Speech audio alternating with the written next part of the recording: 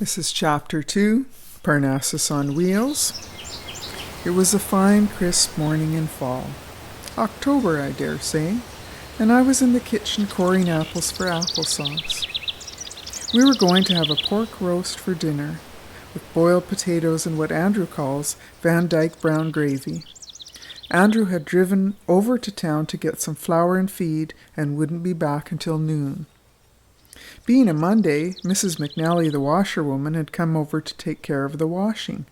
I remember I was just on my way out to the wood pile for a few sticks of birch when I heard wheels turning at the gate. There was one of the fattest white horses I ever saw, and a queer wagon shaped like a van. A funny-looking little man with a red beard leaned forward from the seat and said something. I didn't hear what it was. I was looking at that preposterous wagon of his.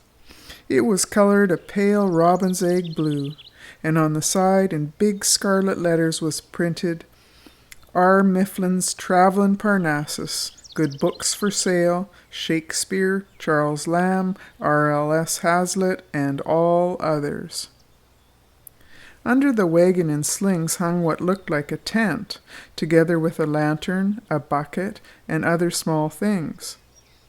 The van had a raised skylight on the roof, something like an old-fashioned trolley car, and from one corner went up to a stove pipe. At the back was a door with little windows on each side and a flight of steps leading up to it. As I stood looking at this queer turnout, the little reddish man climbed down from in front and stood watching me. His face was a comic mixture of pleasant drollery and a sort of weather-beaten cynicism. He had a neat little russet beard and a shabby Norfolk jacket.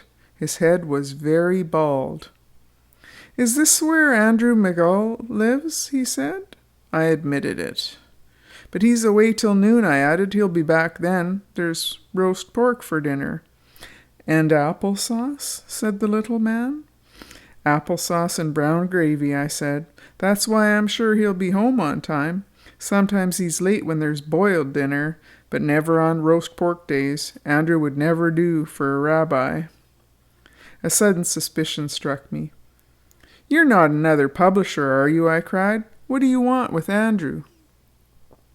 "I was wondering whether he wouldn't buy this outfit," said the little man, including, with a wave of his hand, both van and white horse. As he spoke, he released a hook somewhere and raised the whole side of the wagon like a flap. Some kind of catch clicked, and flap remained up like a roof, displaying nothing but books, rows and rows of them. The flank of his van was nothing but a big bookcase. Shelves stood above shelves, all of them full of books, both old and new. As I stood gazing, he pulled out a printed card from somewhere and gave it to me.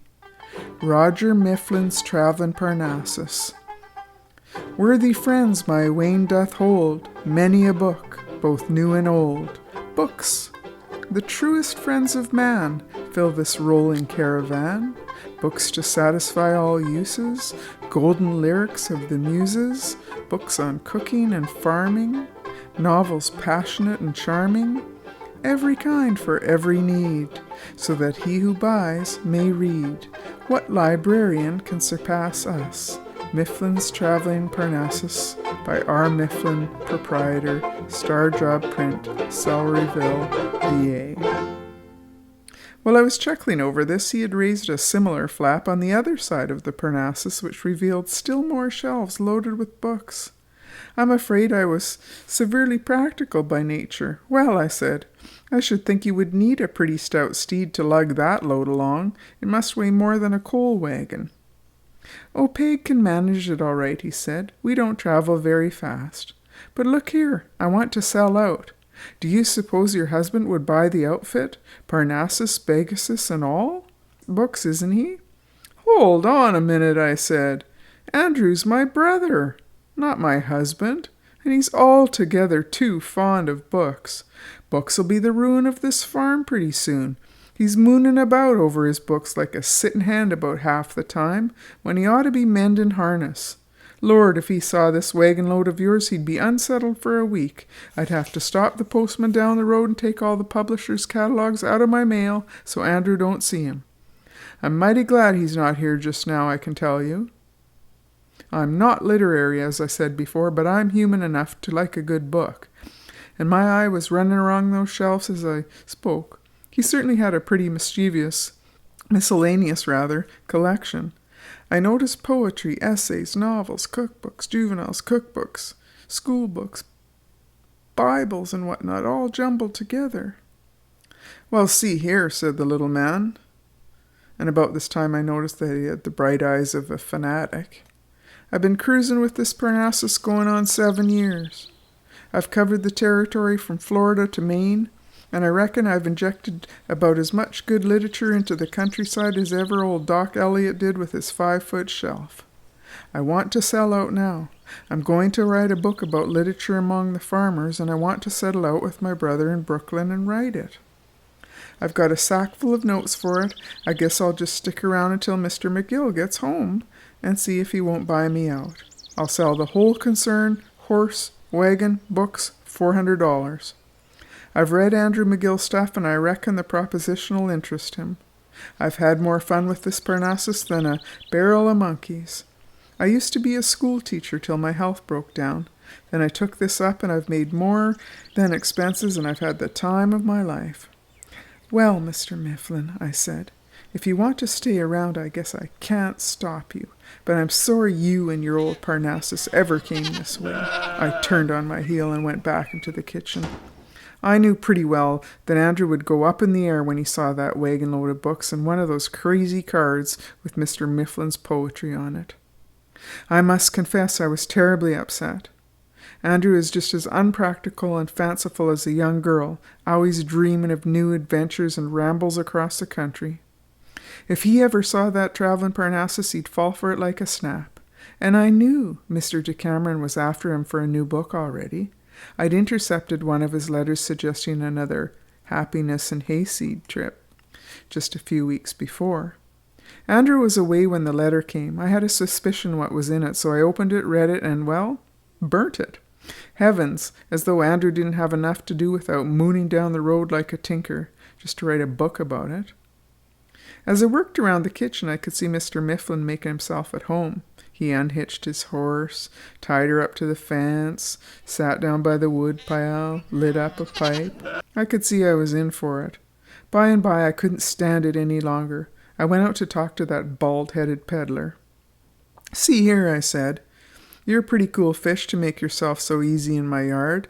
I tell you I don't want you around here, you and your traveling Parcheesi. Suppose you clear out of here before my brother gets back and don't be breaking up our happy family. Miss McGill, he said. The man had a pleasant way with him, too, darn him. His bright, twinkling eye and his silly little beard. I'm sure I don't want to be discourteous. If you move me on from here, of course I'll go. But I warn you, I shall lay in wait for Mr. McGill down the road. I'm here to sell this caravan of culture, and by the bones of Swinburne, I think your brother's the man to buy it. My blood was up now, and I'll admit that I had my next without proper calculation. Rather than have Andrew buy your old Parcheesi, I said, I'll buy it myself. I'll give you $300 for it. The little man's face brightened. He didn't either accept or decline my offer. I was frightened to death that he'd take me right on the nail and bang would go my 3 years of savings for a Ford. Come and have another look at her, he said. I must admit that Mr. Roger Mifflin had fixed up his van mighty comfortably inside. The body of the wagon was built out each side over the wheels, which gave it an unwieldy appearance, but made extra room for the bookshelves. This left an inside space about 5 feet 9 long. On one side he had a little oil stove, a flap table, and a cozy-looking bunk, above which was a kind of chest of drawers to hold clothes and such things, I suppose. On the other side, more bookshelves, a small table, and a little wicker easy-chair. Every possible inch of space seemed to be made useful in some way, for a shelf, or a hook, or a hanging cupboard, or something. Above the stove was a neat little row of pots and dishes and cooking usefuls. The raised skylight made it possible to just stand right in the center aisle of the van, and a little sliding window opened onto the driver's side and front. Altogether, it was a very neat affair. The windows in front and back were curtained, and a potted geranium stood on the diminutive shelf. I was amused to see a sandy Irish terrier curled up on a bright Mexican blanket in the bunk. Miss McGill. I couldn't sell Parnassus for less than $400. I put twice that much into her one time or another. She's built clean and solid all through. There's everything a man could need, from blankets to bouillon cubes. The whole thing is yours for $400, including the dog, cook stove, everything. Jib, boom, spanker. There's a tent in the sling underneath and an ice box. He pulled up a little trap door. And a tank of coal oil and Lord knows what all. She's as good as your yacht, but I'm tired of her. If you're so afraid of your brother taking a fancy to her, why don't you buy her yourself and go off on a lark? Make him stay home and mind the farm. Tell you what I'll do. I'll start you on the road myself, come with you the first day, and show you how it all works. You could have your time of your life in this thing, and give yourself a fine vacation. It would give your brother a good surprise, too. Why not? I don't know whether it was the neatness of his absurd little van, or the madness of the whole proposition, or just the desired adventure of my own, and play a trick on Andrew. But anyway, some extraordinary impulse seized me, and I roared with laughter. Right, I said, I'll do it. I, Helen McGill, in the 39th year of my age.